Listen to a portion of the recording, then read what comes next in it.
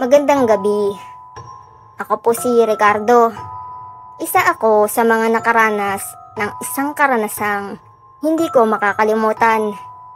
Isa itong kwento ng takot na naganap sa isang lumang paupahan sa mismong bayan ng Quiapo, Maynila.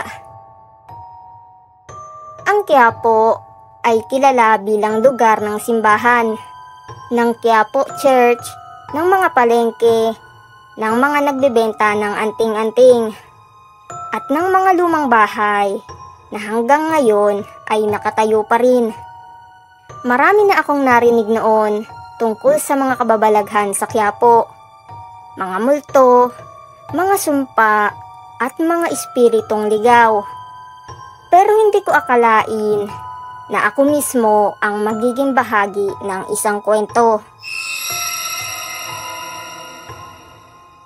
Taong 2014, nang lumipat ako sa isang paupahan sa Cal Hidalgo, isa sa mga pinakalumang kalsada sa Quiapo.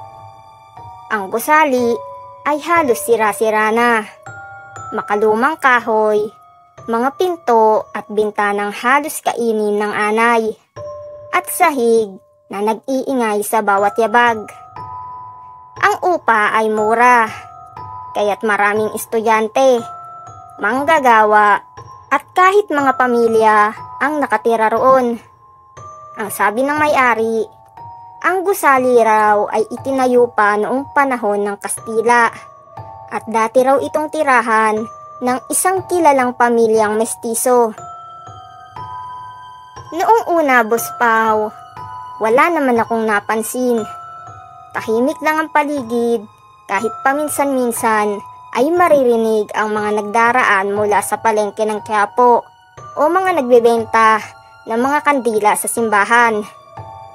Ngunit pagsapit ng hating gabi, nagsimula na ang mga hindi maipaliwanag na bagay. Madalas kong marinig ang pagkaladkad ng mga paa sa pasilyo. Gayong alam kong sarado na ang lahat ng pinto ng mga kapitbahay ko. May mga pagkakataong may maririnig akong mahihinang pagkatok sa pintuan ng kwarto ko. Pero pag binuksan ko ito, wala namang tao. Sa una, Boss Pao, iniisip ko lang na baka guni-guni o dahil sa pagod sa trabaho. Ngunit lalo lang itong lumala. Isang gabi, habang nagbabasa ako ng dokumento para sa opisina, napansin kong malamig na malamig ang paligid. Hindi ito normal na lamig. Tila ba may presensyang dumaan sa mismong likuran ko. Nang tumingin ako sa salamin na nasa tabi ng lamesa, may aninong nakatayo sa likuran ko. Mahaba ang buhok, maputla ang muka, at nakasuot ng lumang saya na parang noong panahon pa ng Kastila. Paglingon ko naman ay wala na siya. Ngunit ramdam ko ang bigat ng hangin at ang malamig na hininga na para bang nakatutok sa batok ko. Nang sumunod na linggo, nakilala ko ang ilan sa mga nakatira rin doon. May estudyanteng taga-University Belt, may mga nagtatrabaho sa Quiapo, at may isa pang matandang babaeng nakatira na roon mula pa noong dekada 60. Ang sabi ng matanda, hindi na raw bago ang mga ganoong pangyayari. Ang lumang paupahan daw ay dating bahay ng isang pamilyang may-ari ng malaking negosyo sa eskolta. Ngunit nang dumating ang panahon ng gera, isa sa mga anak ng pamilya ay pinatay mismo sa loob ng bahay ng mga sundalong Hapon. Hindi na raw nawala ang kaluluwa ng babaeng iyon, at hanggang ngayon ay nagpaparamdam sa mga nakatira. Dito ko napansin na halos lahat ng umuupa roon ay hindi nagtatagal. May mga bigla na lang umaalis kahit hindi pa tapos ang kontrata. May mga iniwan pang ang gamit sa kwarto na parang nagmamadaling tumakas. Ang pinakakilabot na bahagi ay nang malaman kong may 3 tao na ang namatay sa mismong gusaling iyon. Ang isa ay nagbigti sa kisame ng kwarto at ang isa naman ay nahulog mula sa bintana at isa pa'y natagpuang walang buhay sa pasilyo na hindi malaman ang dahilan. Sa bawat gabi, Boss Pao, lalo pang dumadami ang mga kakaibang nararanasan ko. Madalas kong maramdaman na may nakatingin sa akin mula sa madilim na sulok ng kwarto. May mga yabag na paikot-ikot sa loob ng silid. At minsan ay tila may bumubulong ng mga salitang hindi ko maintindihan. Minsan, Boss Pao, habang natutulog ako, nagigising ako sa pakiramdam na may mabigat na nakadagan sa dibdib ko. Hindi ako makagalaw, hindi rin makasigaw, at tanging mga matang puti lamang ang nakikita ko sa kisame.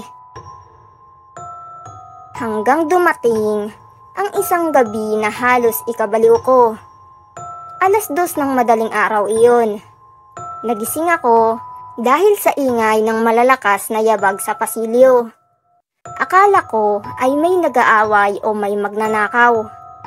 Ngunit nang sumilip ako, Boss Pao, nakita kong lahat ng pinto ay nakabukas. Lahat ng ilaw ay patay. At sa dulo ng pasilyo, may nakatayong babae.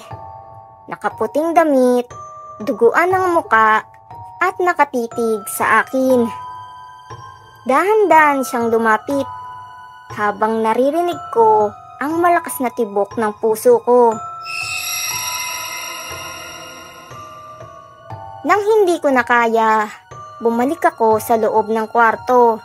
Isinara ang pinto at nagdasal. Kinabukasan, Boss Pao, hindi na ako nagdalawang isip. Nilisan ko agad ang paupahan at hindi na ako bumalik. Naiwan ang ilan kong gamit, pero mas pinili kong iwan ang lahat kaysa manatlili roon. Hanggang ngayon, tuwing napapadaan ako sa Quiapo, lalo na sa Calle Hidalgo, lagi kong iniiwasang tumingin sa lumang gusali na iyon. Wala na akong balita kung may nakatira pa. Pero ang sabi ng iba, hanggang ngayon daw ay bukas pa rin ang paupahan. May mga bagong umuupa pero wala raw tumatagal. Laging may umaalis, laging may nagkakasakit, at minsan pa ay may nawawala. At iyon ang kwento ng sumpang paupahan sa Quiapo.